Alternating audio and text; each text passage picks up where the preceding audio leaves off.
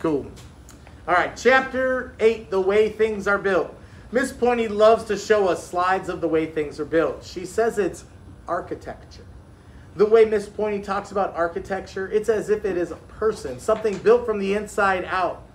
She gave us drinking straws to try to construct what we think the skeletons of skyscrapers look like. Beams are the bones that hold the bodies, she said. While we worked, she showed us black and white photographs of men balancing on these beams, eating lunch, talking at home in the sky. The sky is definitely somewhere else. Looking at these men, I thought about heaven. I wondered if my father was working construction. This arch in Paris, France, that dome in Florence, Italy, this wall, that pillar, this doorway, that window. Miss Pointy pointed out details in stone that looked like piped whipped cream. She showed us palaces, cliff dwellings, teepees, shanties, barns, fountains, filigrees, spires, gargoyles watching from on high, stairs, pillars, bridges.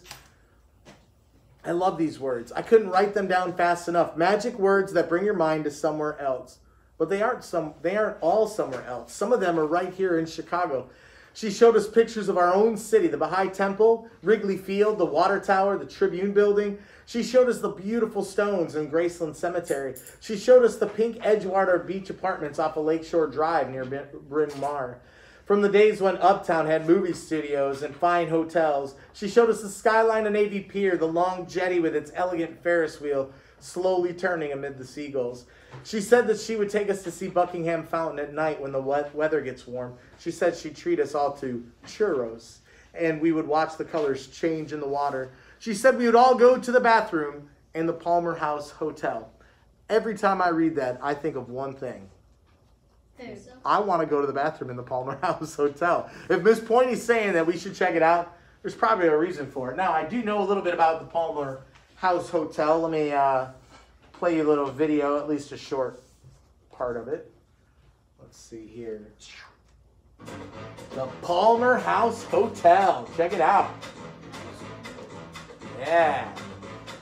Fancy. Woo! Yeah, there's the lobby. Coming in, watch this. Oh, look at how fancy that is. Palmer House Hilton, where we continue to innovate while preserving our historic integrity. Stepping into the lobby, gaze upon the rare beauty and piece of Chicago history. Yeah, I could afford a night there. 641 completely restored guest rooms. No, I'm saying you could buy the fancy. The symbol that resonates Totally. throughout the Palmer House Hilton. As well, the hotel is home to over 130,000 square feet of unique meeting space. 130,000? Spa and fitness center. Look at Did that. you know the Palmer House Hilton is the first hotel to ever have the light bulb, elevator, and telephone? Not to mention your favorite treat, the brownie, was created here. A brownie Wow. was created I mean, there. they had me at brownie. You got it. All right, so that gives you a little bit of an idea. That gives you a little bit of an idea of what the Palmer House Hotel looks like. That's fancy. I can only imagine the bathroom in the Palmer House Hotel and how fancy that might be. Clean The one daily. thing Here we they go. didn't show. So every time I read that part, all I can think about is I've never been to the bathroom in the Palmer House Hotel. I have been in the lobby. I've walked by it. I've gone in the lobby. It does look that fancy. And I've been in some other pretty fancy bathrooms and fancy hotels and stuff. The House of Blues in Chicago is really a pretty awesome music venue. And let's see if the corn cob buildings are visible. There are these buildings that look just like two giant corn cobs, but I'm not seeing them. I thought they were down here somewhere. Anyway, the House of Blues is down on the bottom. It might be here and here. Anyway, I said two. Might only be one. I can't remember. Anyway, House of Blues is down below, but man, that venue is really cool. The bathrooms are really cool. Like everything's all done up and fancy. So, anywho, let's keep reading. She said we would all go to the bathroom at the Palmer House Hotel. Could you imagine bringing all your fifth graders into the bathroom? Like, okay, kids, bathroom break. Let's go to the Palmer House. I'm sure they'd be okay with that. Anybody have any brownies? She said she would take us to the top of the Sears Tower someday. We were afraid, but we didn't mention it exactly. It's now called the Willis Tower, but I will always call it the Sears Tower. Grandma says skyscrapers is a sin. It's bad for man to try to reach God, Angelina said. Well, I think it's a sin not to try, said Miss Pointy. If we were all God's children, as your grandmother would probably say, then Isn't it natural for a child to reach up to a parent?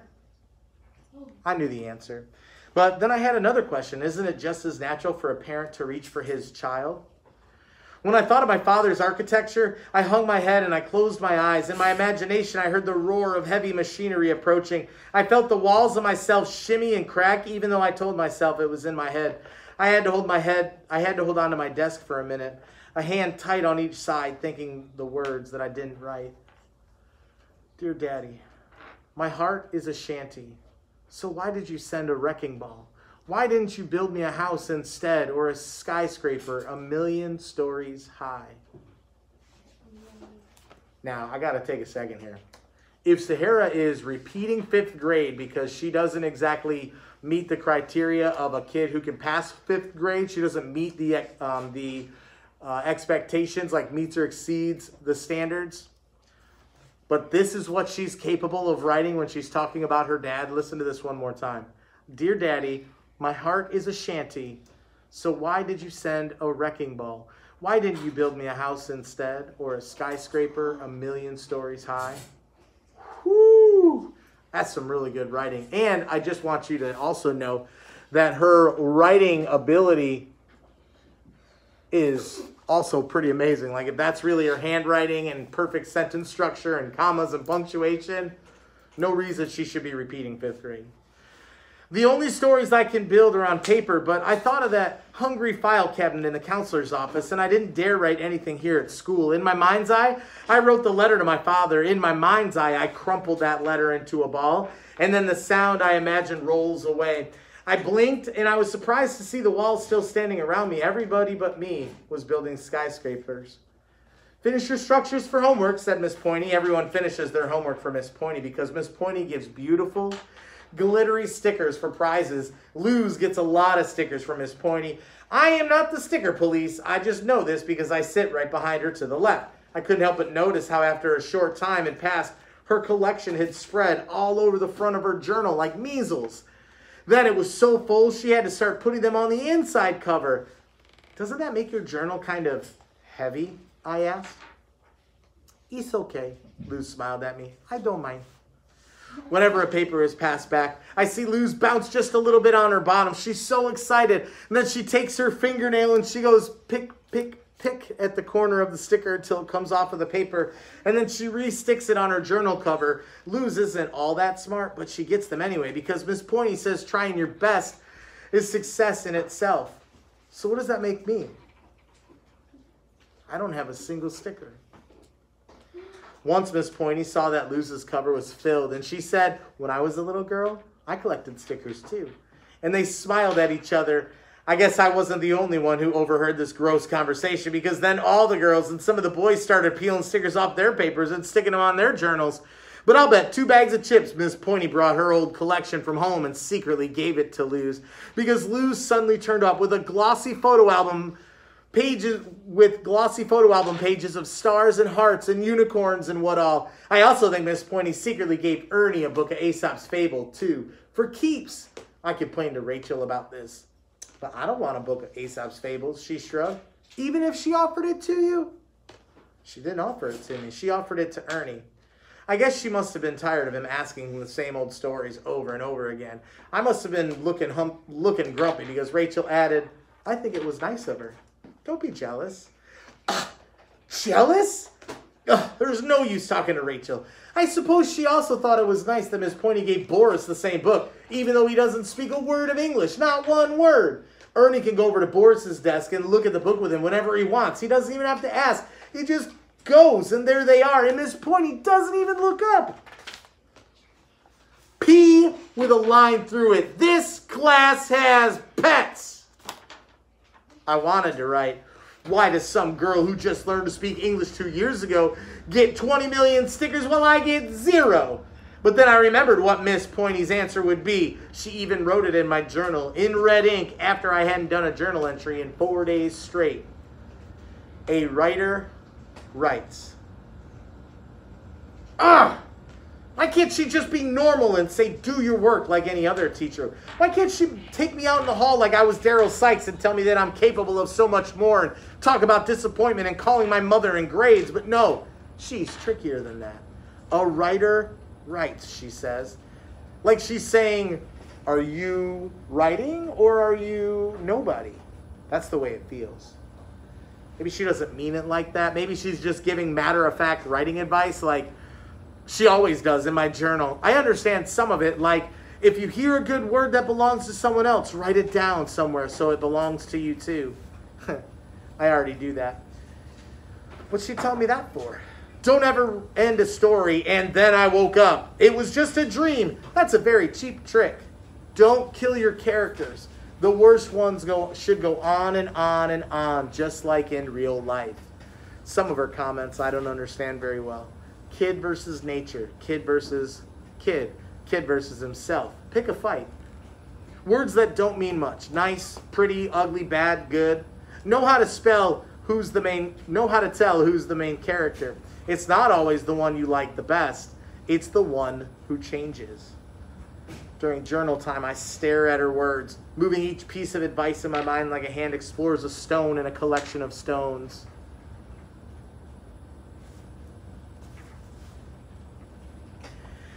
This is not a stone. This is a rock, and I don't want it. I just want a sticker. And I know she'd give me 1,000 stickers if I would only do my work, but I'm no begging dog. I could buy me all the stickers I want at the store. I don't know if you guys caught that, but Yeah, AJ's playing with a rock right as we were reading the part about the rock. Can you hold on to that, please? Yeah, that is Totally a glitch. I mean, what are the chances and the odds that that specific... I mean, that is so specific, it's unbelievable. Woo! Moving on. I taste the flavor of sour grapes like the fox on the cover of Ernie's Book of Fables. I swallow it down. Usually Miss Pointy hands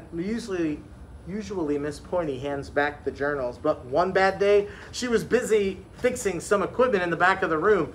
So she let Leon pass the journals back. He wasn't paying attention, and he gave them all to the wrong people. A star-covered journal appeared on my desk. I quickly slid it under my desk and into my lap, and I stared at the collection of bears and clowns and unicorns and brightly colored words. Good job! You can do it far out. I'm impressed. I don't know if you just caught what happened. Whose journals are these? Other people's. The people's. And what do they write in those journals? Personal. Probably really personal stuff, right? And now everybody else got everybody else's journals. Oh, that's bad. Which, you know, in a good class, those students would say, oh, I should never read this journal. That's not mine. That's somebody's personal business. All right, so you catch on, like, whose journal would you want to read? You said Daryl Sykes. Whose journal does Sahara get? Luz. Thank you, Ava. She gets Luz's journal, we know, because of all the stickers. I do have to say, I got a personal connection to these stickers. When I was a kid, I had a sticker collection. I don't know if you guys had a sticker collection, but I used to have a book that had these like pages where you could put the sticker on and then you could take it off and like almost like a photo album of stickers. It was amazing. And I will always remember, and I know the exact smell because smell like locks into your brain for whatever reason. There was an orange sticker and it was Scratch and Sniff. And I love Scratch and Sniff stickers, but they all pretty much smell like, I don't know, skunky kind of paper and gross. But that orange sticker, man, you scratch that, it smelled like orange bubble gum or orange Tic Tacs. Just, oh yeah, I can just smell it now thinking about it. I love Scratch and Sniff stickers, at least orange ones. In the left corner was a star. In the left corner was a star with a rainbow streaming behind. I don't know if you guys can all see that star, but it's definitely on the cover of the book.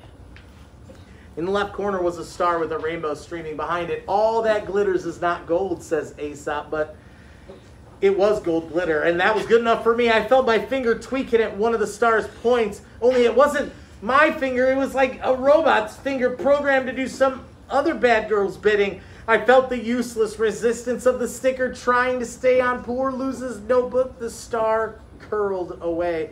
Luz raised her hand, waved it, panicked. Miss Pointy, this is not my journal. This isn't mine either, said Ernie. Well, don't open them. They're private. Everyone opened them. Daryl, Sakaya, hey, close those books, Miss Pointy directed, turning away from the VCR to confiscate the journals. I'll pass them back myself. Heavens, Leon, can't I count on you?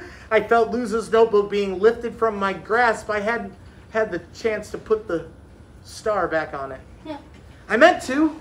I was just seeing how sticky it was. My journal was handed back to me. I stuck the star on the inside cover. I glanced over at Luz. She was looking at the cover of her journal. And then she began to crane her neck. Oh, would she raise her hand? No, she just leaned hard back into her chair and slowly ran her fingers across the stickers she had left. Plenty of stickers, in my opinion. She didn't write anything. She just made fists and rested her cheeks on them. And frowned. You want to see what I wrote in my journal? Paris said, tapping my shoulder from behind across the aisle. I was surprised. Sure, I said. I read, Miss Pointy, please do read. Luz's collection isn't the only sticky thing in this room. Someone has sticky fingers. Just thought you should know. What's Paris writing, Miss Pointy? That, Somebody's got sticky fingers. What's that mean? She stole her sticker. Sierra stole, the other girl's sticker. Sahara stole Luz's sticker, and Paris must have seen it because she said she's got sticky fingers. That's a figurative way of saying that somebody is stealing things, but I like that choice of words that she uses as an author. Sticky. Sticky like the sticker, Yeah. Sticky like stealing. That's impressive. Mom says in the city, there's a million windows. Someone's always watching you, seeing what you're doing, what's happening to you. Do you see all those windows? Oh, yeah. That's a lot of windows. Lots. It always made me feel safe. Like, wherever I was, I had guardian angels. I realized suddenly that maybe other people have guardian angels too. I handed the journal back to Paris, careful to keep my mouth a straight, closed line. Then I couldn't help it. I turned back to Paris and I opened my mouth. What do you want? I hissed. Not a thing. She smiled innocently. Paris plays with Luz on the playground every day. Luz's best friend, kitty corner behind me. How could I have been so careless? I was going to give it back. I turned around again. So give it. Paris folded her arms. Stop acting so grown up, I growled. Sahara, is there a problem back there? Miss Pointy asked from the back of the room. Please stop turning around and get to work. You too, Paris. Paris's smile makes me think I'm going to go crazy. We were supposed to write about architecture where we live. I stared at my blank page. Finally, I wrote, do teachers have secrets? That's all I wrote.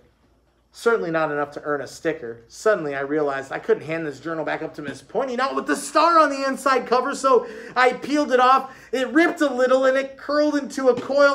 What should I do with it? I wondered. I didn't know, so I dropped it on the floor. From the corner of my eye, I saw Paris dip down to get it, and time went slowly. Bryson, did you have a question, sir? Yes, I did. Ain't Paris the girl that she met in the library? Paris, I believe, is the girl that she met in the library and who was with Paris when she met her that one time. Pretty sure that was Luz as well. And so here's Sahara. She wanted to be friends with Paris, and Paris just caught her stealing something out of her friend's notebook. And Paris is like, yo, you should probably put that back in not such a subtle way. And so what happens, she takes the sticker out of her notebook. It's now been stuck and unstuck and then peeled off again. And it curls up so the sticker's effectively ruined. I saw Paris dip down to get it. Time went slowly. Finally, Miss Pointy started collecting the journals. Paris half stood, reaching over my desk. Here, Luz, she called. Luz took it, but did not look happy. He's dirty. There's dirt all over it, she remarked. Why you take it, Paris? Paris looked shocked. Me? I thought we were friends, she said to Paris. I didn't take it. Well, then who did? Luz raised her hand. Paris seemed frozen, searching for her breath. Finally, she glared at me, sat back down, and crossed her arms. Yes, Luz? Miss Pointy turned. I braced myself. I need some scotch tape, said Luz. One of my stickers is loose. Miss Pointy frowned and got some clear contact paper. She showed Luz how to cover her whole book with the film. Now, none of them will come off, she explained. Luz looked up gratefully. I'm sorry I didn't think of it sooner. Me too, I thought. At recess, Paris marched right up to me. You gonna take care of your business or what? I couldn't even look Paris in the eyes. Cordelia told me you were bad, but I didn't believe her. I told her I like to make up my own mind. I thought we could be friends. Thanks, Sahara. She clucked her tongue, disgusted. I saw her feet turn and walk away. So what just happened with Luz and Paris? Sassiness. What happened with Luz and They're Paris? not friends anymore. Yeah, but why? Like, what did Luz think happened? Go ahead. She thought that Paris stole the sticker. She thought Paris stole the sticker. Did Paris steal the sticker? No. No, and we know what's happening. Paris was giving it back to her. Paris was sticking up for her. So why didn't Paris say, that wasn't me, that was Sahara? She could have easily have done that. Go ahead. She was in shock. Like, she's definitely in shock. Like, she's caught, like, no, wait, that wasn't me.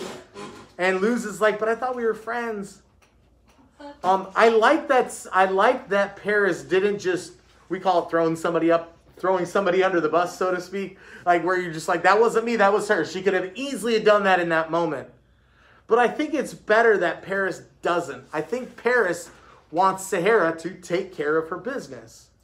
Rather than just say, it wasn't me, it was Sahara. I think it's more impactful if Sahara's the one that has to own up to it.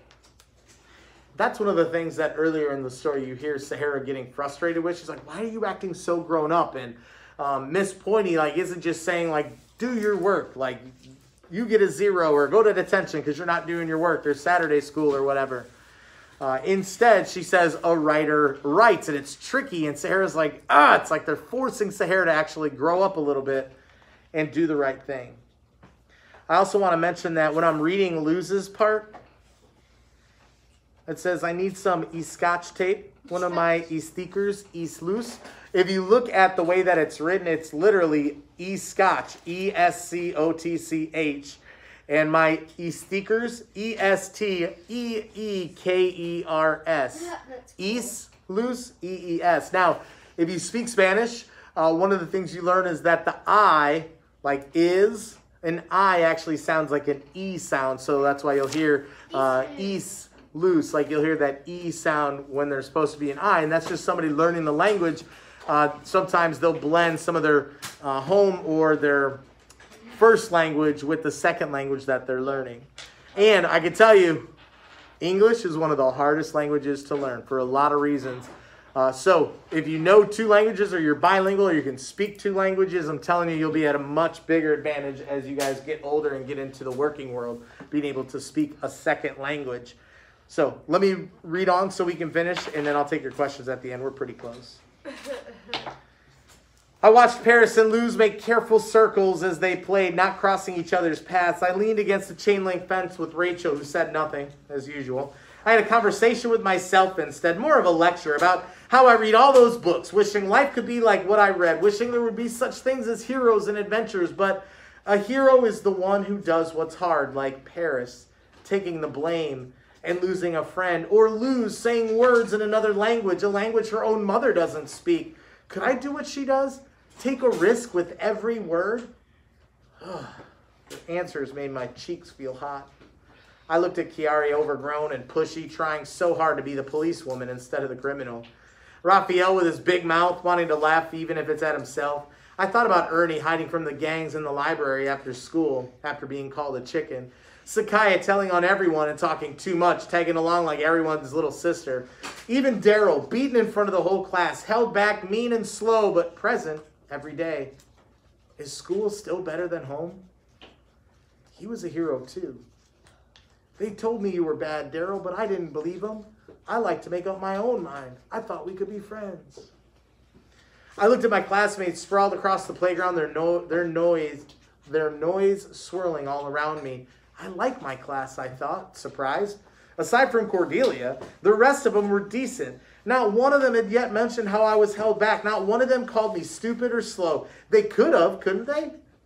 What do they see? Us girls against the chain link fence. Is Rachel a shy girl or a snob? Am I a mysterious girl, a secret keeper, or just a thief? A girl who steals other people's rewards, telling herself she could earn them herself if she really wanted. If she really wanted. I turned away, my back to everyone. I closed my eyes tight. Rachel noticed, "Are you okay?" I shook my head violently. I thought of saying, "Let's play with everyone else. Let's not just stand here by ourselves." But I couldn't. Not today. I knew I was standing where I belonged. Before we entered the classroom, I whispered to Miss Pointy, "Miss Pointy, I need the trouble basket." She motioned to me with her finger and pulled it out from under her desk. She held it low by her knees so it was private. And I pretended to put my troubles in it, and I put, while she watched silently, holding the handle with both hands. And then I looked at her, and I nodded that I was through. I went back to my seat. My stomach had started to hurt. I put my head down, and I hid in the dark of my own arms. Miss Pointy didn't call on me for the rest of the day.